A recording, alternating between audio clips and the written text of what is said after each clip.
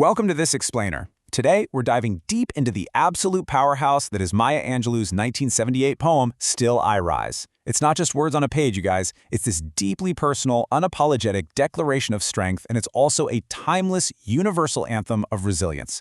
We're going to unpack exactly how Angelou transforms both personal and historical pain into a triumphant, world-shaking celebration of human dignity. We are going to break down the anatomy of this anthem. We'll start with the woman behind the words, look at a history rooted in pain, explore the anatomy of resilience, uncover the power in her vivid imagery, and finally, discuss a universal anthem of hope. Let's jump right in. Listen to these opening lines for a second. You may trod me in the very dirt, but still, like dust, I'll rise.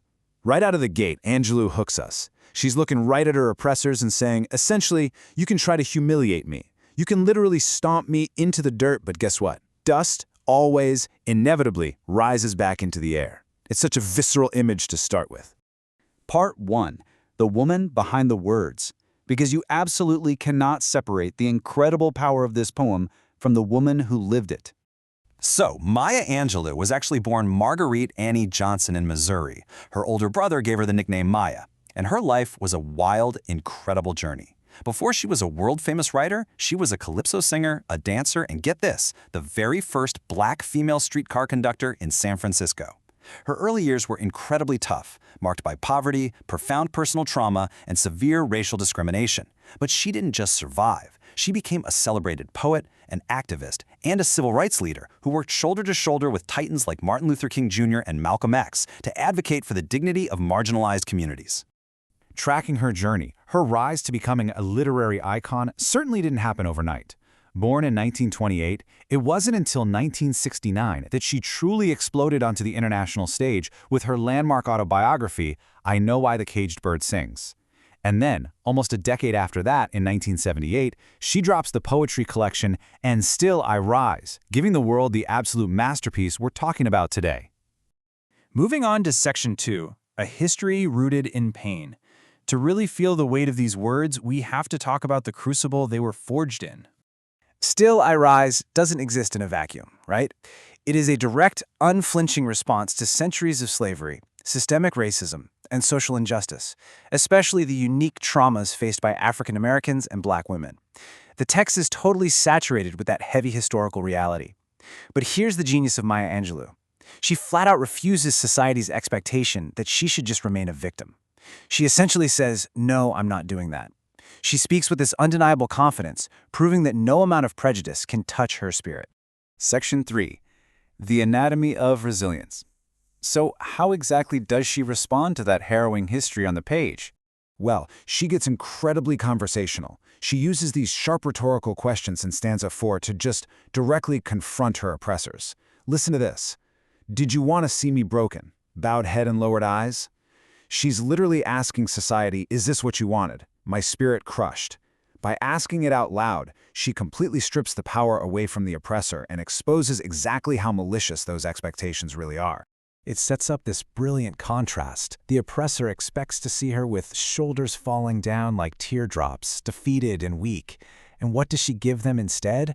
Unapologetic confidence, absolute sassiness. She actually compares her self-respect to having oil wells pumping in her living room.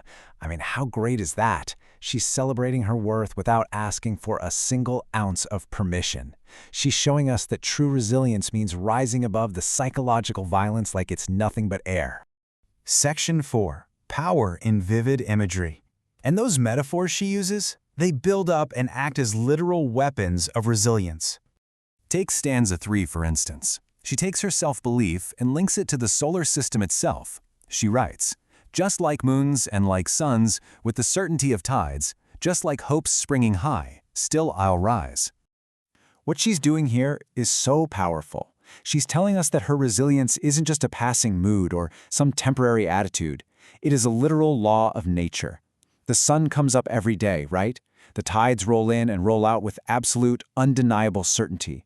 By connecting her own spirit to these massive, unstoppable natural forces, she's declaring that her rise is inevitable. It's as unfailing as the sunrise. And then we hit the climax in stanza 8, and the imagery just expands into something so profound. She says, I'm a black ocean, leaping and wide, welling and swelling, I bear in the tide. This is a massive shift. We go from individual defiance to bearing the entire, heavy tide of her ancestors' history.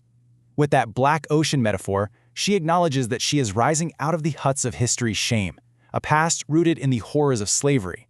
But rather than drowning in that history, she becomes the ocean. She carries the pain, yes, but she also carries the monumental gifts, the dreams, and the hopes of the enslaved. She's rising with incredible dignity for everyone who came before her. Which brings us to our final section, a universal anthem of hope. Why does this poem still resonate so deeply all over the globe today?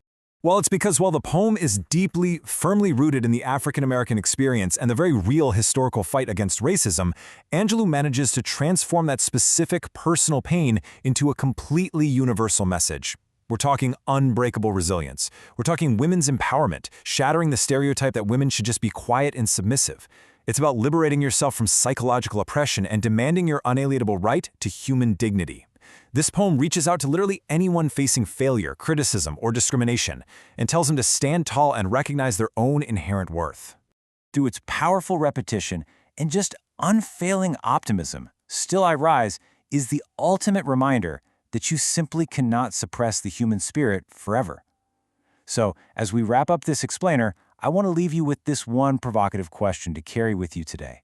If Maya Angelou could rise from the dust of history's shame to become the hope and the dream of the slave, what obstacles will you use the unstoppable force of your own human dignity to rise above today? Thanks for joining me, and keep rising.